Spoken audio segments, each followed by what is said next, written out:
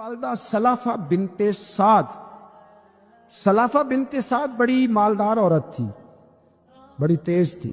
اس نے قسم کھائی تھی کہ میرے دو بیٹے چونکہ حضرت عاصم بن ثابت نے قتل کر دیے، اس نے قسم کھائی تھی کہ میں نہ معاذ اللہ انہیں قتل کراؤں گی اور ان کی گردن اترواؤں گی اور ان کی کھوپڑی میں شراب بھر کے پیوں گی۔ جملے بولنے والے کئی دفعہ بڑا ہی بول جاتے ہیں۔ حضرت عاصم بن ثابت بن قیس رضی اللہ تعالی سلافہ بن سعد کہنے لگی کہ میرے بیٹے چونکہ انہوں نے قتل کیے تو 100 اونٹ دوں گی جو انہیں شہید کرے گا، اور پھر میں معاذ اللہ ان کی گردن اتروا کے کھوپڑی کے اندر شراب بھر کے پیوں گی۔ حضرت عاصم بن ثابت بڑے بہادر تھے، قابو نہ آ سکے۔ کافروں نے ایک چال چلی کہ مدینے سے کچھ مبلغ مانگے تبلیغ کرنے کے لیے، بطور مبلغ کو مانگا، لیکن رستے میں بددیانتی کی، جھوٹ بولا، ظلم کیا، انہیں گرفتار کیا اور گرفتار کر کے معاذ اللہ تعالیٰ انہیں بیچنا چاہا۔ حضرت عاصم بن ثابت کہنے لگے میں میدان کا آدمی ہوں، میں قید ہونے سے لڑائی کرنے کو بہتر سمجھتا ہوں، میں کفار کا قیدی ہونے سے شہید ہونے کو فضیلت دوں گا۔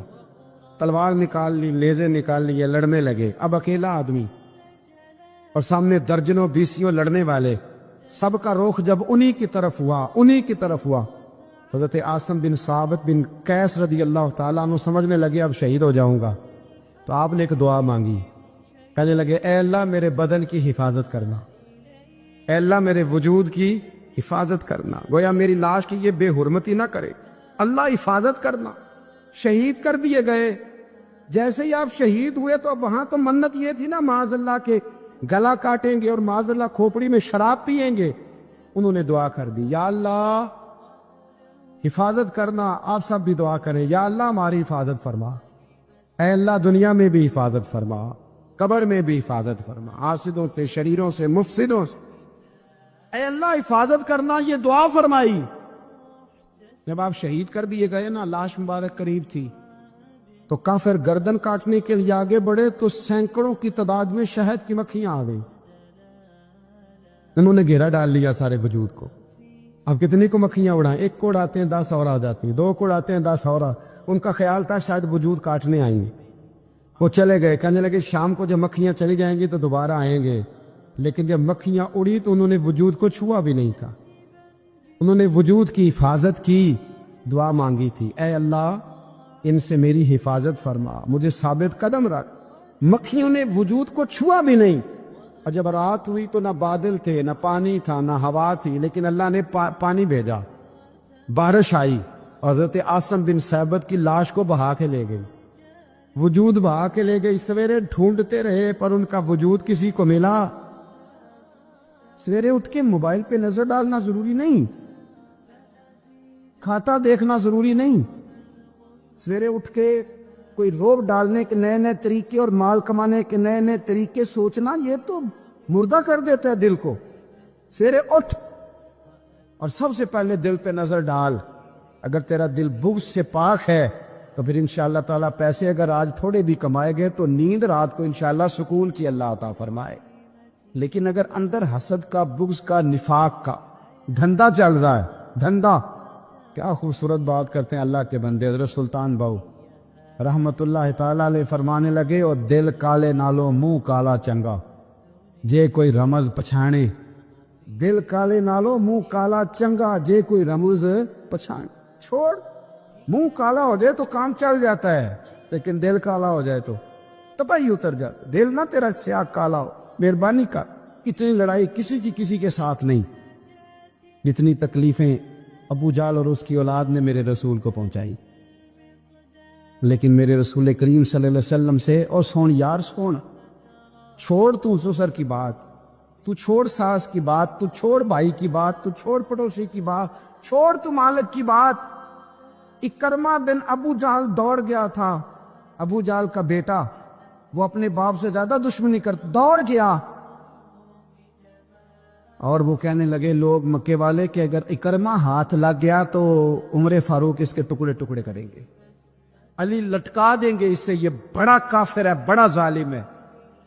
اکرمہ کی بیوی آ کے مدینے والے رسول کے قدموں میں بیٹھ کے رو کے کہنے لگی سونے چھوٹے چھوٹے بچے ہیں، تکلیف اس نے بڑی دی ہے حضور، اس نے اس کے باپ نے ستایا بڑا ہے، یا رسول اللہ کو مہربانی ہو جائے۔ تو نبی پاک نے سر سے پگڑی اتار کے دی، فرمایا جا اسے جا کے نشانی دینا کہ رسول نے تجھے معاف کر دیا۔ تو کون سے اتنے بڑے دعوتیں لیے بیٹھا ہے؟ اور میں بڑی دفعہ کہہ چکا ہوں، بڑی دفعہ، کہ نبی پاک کی شہزادی کا قاتل حضرت زینب بڑی بیٹی، اس نے نیزہ مارا تھا گھوڑے کو اور وہ گھوڑے سے گر گئی تھی، وہ آ گیا فتح مکہ کے بیٹی کا قاتل، اور اس نے اپنے چہرے پہ نقاب اوڑھ کے نا تو نبی پاک کے سامنے آیا، کہنے لگا بہت بڑا دشمن بھی آئے تو معاف کر دیتے ہو۔ تو نبی کریم فرمانے لگے بیٹیاں بھولا نہیں کرتی، پر تو کلمہ پڑھ میں تجھے بھی معاف کرنے کو تیار۔ یہ بھولا نہیں کرتی، کیا کروں، بیٹیاں کہاں بولتی، کیونتہ پڑھ نہ کلمہ۔ یارا بات کو سمجھے، کون سی دعوتیں لیے بیٹھے؟ کر لو اس بہن کو فون جس کے ساتھ بلا وجہ کا رٹا ڈال لیا ہے، چچا چچا ہی ہوتا ہے، وہ کوئی کافر مشرک تو نہیں نہ ہو گیا، کر لو صلح۔ اور سنو، میرے نبی پاک صلی اللہ علیہ وسلم نے فرمایا دو بھائی اگر ناراض ہو تو جو صلح پہلے کرے گا وہ جنت میں پہلے جائے گا، آگے آگے چلے گا۔ مہربانی فرمائیں، سب سے پہلے اپنی زندگی سے یہ عداوت نکالیں۔ ہمارا کسی سے رٹا ہی کوئی نہیں، جھگڑا ہی کوئی نہیں، کیا ضرورت ہے؟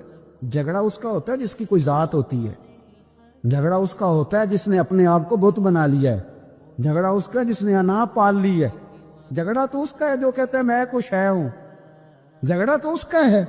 لیکن اگر میرے بھائی تیری ذات کوئی نہیں، تیرا رٹا کوئی نہیں، تو پھر حضرت سیدنا بلال حبشی حضرت ابو ذر غفاری سے ناراض ہو گئے تھے۔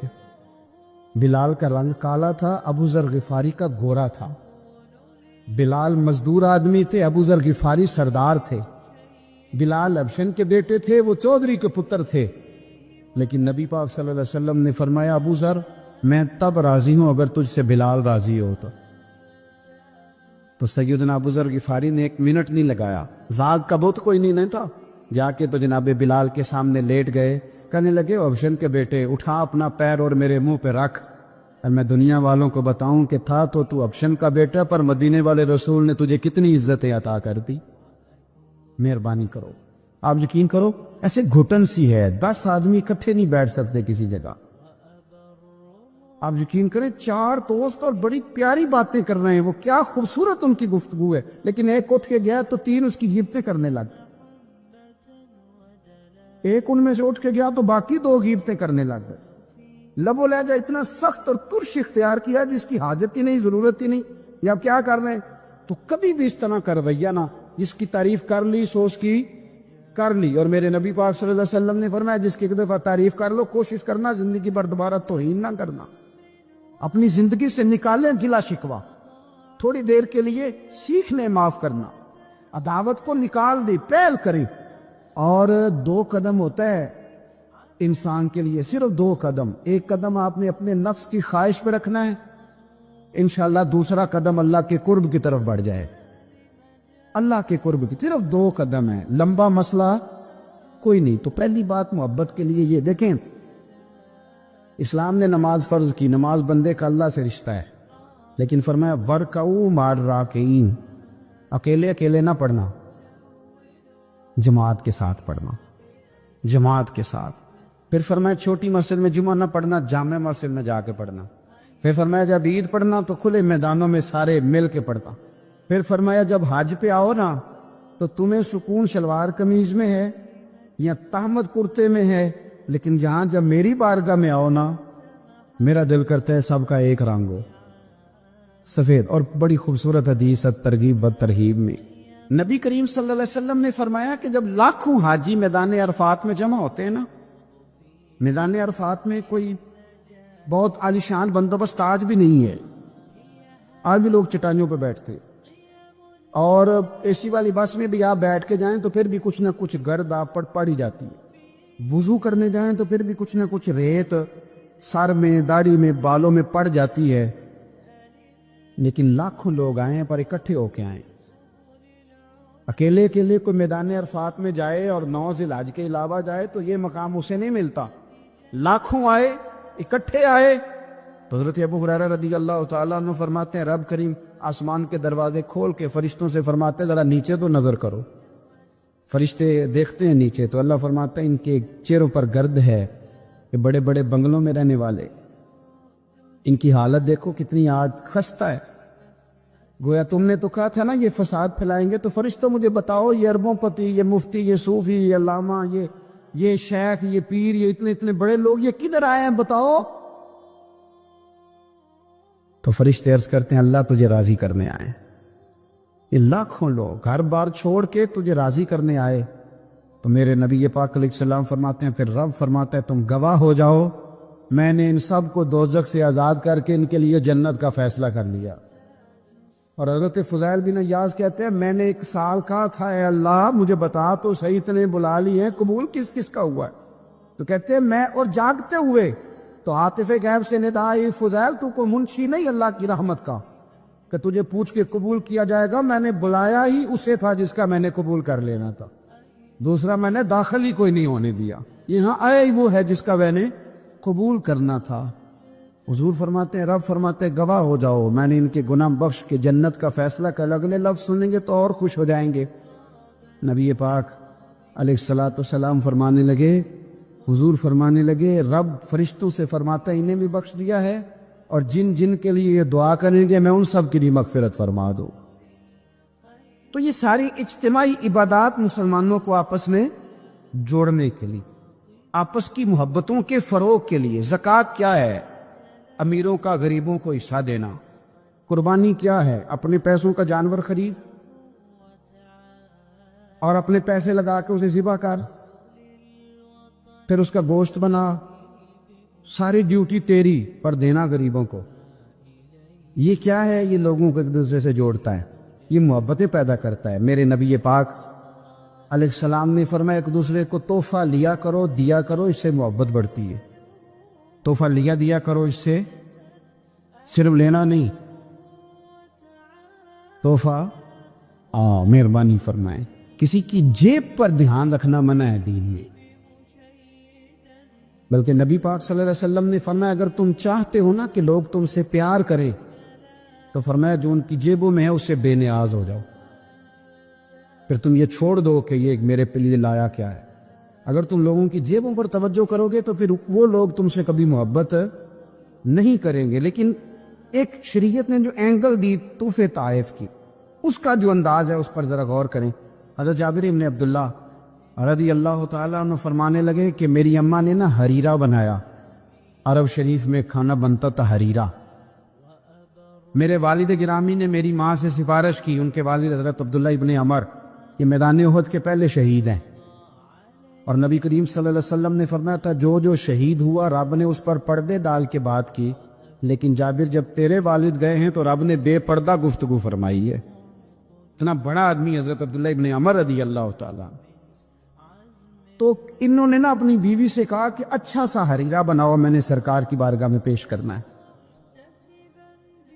تو کہتے ہیں بڑا پیارا، میری ماں نے نا بڑی خوشبو اس میں سے آ رہی تھی، وہ تیار کر کے اور بڑے برتن میں ڈال کے اوپر سے ڈھک کے مجھے دیا۔ جب میں نبی کریم صلی اللہ علیہ وسلم کی بارگاہ عالی مرتبت میں پہنچا تو اس کی خوشبو تو دور سے آ رہی تھی، اور ویسے بھی اللہ تعالیٰ نے غیب کی کنجیاں حضور کو عطا فرمائی، لیکن نبی کریم صلی اللہ علیہ وسلم پھر بھی فرمانے لگے تیرے باپ نے گوشت پکا کے بھیجا میرے لیے، اندر حریرہ ہے اور خوشبو آ رہی ہے۔ حضور فرمانے لگے تیرے والد نے کیا گوشت بنا کے بھیجا؟ اللہ کرے آپ کو سمجھ آئے میری بات۔ سرکار کسی سے کسی چیز کا مطالبہ کرے تو یہ اس کے نصیب ہے، یہ تو وہ قبول ہو گیا۔ چونکہ نبی کریم کی تو بیٹی سیدہ فاطمہ کے گھر اگر شام کو کھانا نہ پکے تو رب جنت سے بھیج دیتا ہے، تو سرکار کو تو محتاجی نہیں کسی کی۔ لیکن حضور صلی اللہ علیہ وسلم آپ بات کو سمجھیے گا میں کیا عرض کر رہا ہوں، اس اشارے کو سمجھے جس کو صحابہ سمجھے۔ نبی پاک صلی اللہ تعالی وسلم نے فرمایا تیرے ابا نے گوشت پکا کے بھیجا ہے؟ کہتے میں نے پلیٹ اٹھا کے عرض کی حضور نے یہ حریرہ ہے، تو سرکار نے وہ نکال لیا۔ کہتے ہیں حضرت جابر بن عبداللہ کہ میں چونکہ پختہ عمر کا نہیں تھا، میں واپس گیا، میں نے جا کے عرض کی کہ ابا جی نبی پاک صلی اللہ علیہ وسلم کو تو پتہ تھا حریرہ ہے اور اس کی خوشبو بھی آ رہی، پھر حضور نے یہ کیوں فرمایا کہ گوشت ہے اندر؟ قربان جائیں، کہا گھر جا کے میں نے عرض کی، میں نے کہا ابا جی حضور کو تو پتہ تھا حریرہ ہے، تو سرکار نے یہ کیوں فرمایا کہ گوشت لائے ہو؟ تو کہتے ہیں میرے ابا کی آنکھوں میں آنسو آ گئے. آپ سمجھے نا, جب عشق سکھاتا ہے آداب خود آگاہی, رو پڑے اور فرمانے لگے تو خوش قسمت نہیں کہ حضور نے تجھ سے پوچھا ہے کہ تیرے باپ نے گوشت بھیجا, فرمایا جلدی کر ایک بکری پکڑ کے لا. کہتے ہیں میں باڑے سے بکری پکڑ کے لایا, میرے ابا نے اسے بنایا اور بڑے پریم سے گوشت بنایا اور میری ماں نے پکایا اور پھر برتن میں ڈالا. کہتے ہیں غروب آفتاب ہونے والا تھا جب میں وہ کھانا لے کے گوشت لے کے در رسول پہ پہنچا, اور جا کے جب میں نے پیش کیا تو حضور نے نہیں پوچھا کیا لائے ہو, اب نہیں پوچھا. جب عشق سکھاتا ہے آداب خود آگاہی, پھر کھلتے ہیں غلاموں پر کسرار شہن, اب نہیں پوچھا کیا لائے ہو, بلکہ کہتے ہیں میں نے جا کے رکھ دیا. تو سرکار فرمانے لگے اللہ تجھے, تیری ماں کو, تیرے باپ کو میری طرف سے بھی بہترین جزا عطا کرے اور سارے نبیوں کی طرف سے بہترین جزا عطا پڑے. بات کو سمجھی. یہ جو تحائف ہوتے ہیں لیکن نا, پہلا حق سب سے پہلے غریبوں کو دینا ہے. اور جب آپ سمجھ لیں کہ میں اپنے محلے میں غرباء کو تقسیم کر چکا, تو پھر آپ نے یہ تحفہ بانٹنا ہے, پھر عید پہ تحفے دینے ہیں. نبی پاک صلی اللہ علیہ وسلم اپنے کسی صحابی کی شادی ہوتی تو اپنے دست مبارک سے کھجوریں بانٹا کرتے, کھجوریں اپنے دست مبارک سے بانٹا کرتے. تحفے سے محبت بڑھتی ہے, اس سے پیار بڑھتا ہے. تو تحائف کا تبادلہ کریں, لیکن میں کہہ چکا ہوں کہ صرف لینے کا مزاج نہ بنائیں. یہ دو طرفہ معاملہ ہے, اس پر آپ غور کریں. پھر اگر آپ چاہتے ہیں کہ آپ محبت میں مزید فروغ ہو تو زندگی میں عاجزی پیدا کریں. کنز المال میں حدیث ہے, ایک مختصر جملہ ہے حدیث کا, پر اسے یاد رکھنا. نبی پاک صلی اللہ علیہ وسلم نے فرمایا ہر چیز کا کوئی پھل ہوتا ہے. آپ کوئی کام بھی کرتے ہیں تو اس کا کوئی رزلٹ نکلتا ہے, پھل ہوتا ہے. تو نبی پاک علیہ السلام نے فرمایا یہ جو عاجزی ہے نا, اس کا پھل محبت ہے. تم اگر عاجزی کرو گے تو پھر اس کا پھل محبت ہے. جھک جائیں, جھکنے سے رشتے مضبوط ہوتے ہیں. کبھی سسر کو بھی معذرت کرنی پڑے تو یہ کوئی مشکل کام نہیں, غلطی ساس سے بھی ہو ہی جاتی ہے. ڈٹ نہ جائیں, آڑ نہ جائیں. کیا نبی کریم صلی اللہ علیہ وسلم اپنے صحابہ سے معذرت نہیں کرتے تھے؟ کوئی تصور کر سکتا ہے کہ سرکار غلطی کریں گے؟ نبی پاک کے لیے جو گناہ کا گمان کرے وہ گمراہ ہے. لیکن صحابی صفے سیدھی کراتے ہیں, ان کے پیٹ میں نبی پاک کا تیر لگ گیا تو حضور نے فرمایا نہیں مجھے اللہ کی رضا کے لیے معاف کر دے. وقت وصال حضور نے اعلان نہیں فرمایا کہ مجھ سے کوئی کسی شخص کو تکلیف پہنچی ہو تو بدلہ لے لے. تو کیا ابا جی غلطی کر ہی نہیں سکتے؟ کیا حضرت صاحب سے غلطی ہوتی نہیں؟ استاد صاحب اب معصوم ہو گئے؟ تو نیچے اترے تھوڑا سا. اگر آپ نے رشتے بچانے ہیں تو نیچے اتریں, ورنہ یاد رکھ لیں زندگی میں تنہا رہ جائیں گے. جسے جھکنا نہیں آتا اس کا کوئی رشتہ قائم نہیں رہتا. معاشرے کے اندر سکھی وہ شخص ہوتا ہے جسے دنیا سے پیار ملتا ہے, جس کا کوئی بھائی ہوتا ہے, جس کا کوئی بیٹا ہوتا ہے, جس کے ماں باپ ہوتے ہیں, جس کے دوست احباب ہوتے ہیں. انسان اللہ کی بنائی ہوئی مخلوق سے سکھ پا کے سکھی رہتا ہے, اور اگر اسے مخلوق سے سکھ نصیب نہیں ہوتا, کم لوگ ہوتے ہیں جو صوفیاء ہیں, جو بزرگ ہیں, جو مخلوق کے سکھ کی امید نہیں رکھتے. لیکن میں بالعموم بات کر رہا ہوں, عوامی سطح پر لوگوں کو ضرورت ہوتی ہے کہ میرا بیٹا میرا فرما بردار ہی ہونا چاہیے. خاتون یہ چاہتی ہے کہ اس کا شوہر اس کا کچھ نہ کچھ خیال رکھنے والا ہی ہونا چاہیے. خامد یہ تمنا کرتا ہے کہ میری بیوی میری خدمت گزار ہی ہونا چاہیے. تو یہ ساری چیزیں اس وقت معاشرے کے اندر پیدا ہوتی ہیں جب انسانوں کا انسانوں کے لیے پیار بڑھ جاتا ہے, جب وہ بہت ساری چیزوں کو درگزر کرنے لگتے ہیں, جب وہ خود محبت کو فروغ دیتے ہیں. قرآن مجید فرقان حمید نے ارشاد فرمایا کہ انما المؤمنون اخوہ. سورہ حجرات کے اندر اللہ فرماتے ہیں کہ یہ جو مومن ہے نا, یہ آپس میں بھائی بھائی. کتنا وسیع قرآن پاک نے اس عنوان کو کر دیا, کتنا زیادہ وسیع کر دیا. برادری کی, رنگ کی, قبیلے کی, علاقے کی ساری قید سے نکال کر فرما دیا کہ جس نے جہاں بیٹھ کے بھی نبی پاک علیہ السلام کا کلمہ پڑھا ہے وہ تمہارا بھائی بن گیا. جہاں بیٹھ کے اقبال کہنے لگے بازو تیرا توحید کی قوت سے قوی ہے اور اسلام تیرا دیس ہے، اس لیے کہ تو مصطفی ہے۔ جب لوگ قدورتیں پالنے لگ جاتے ہیں نا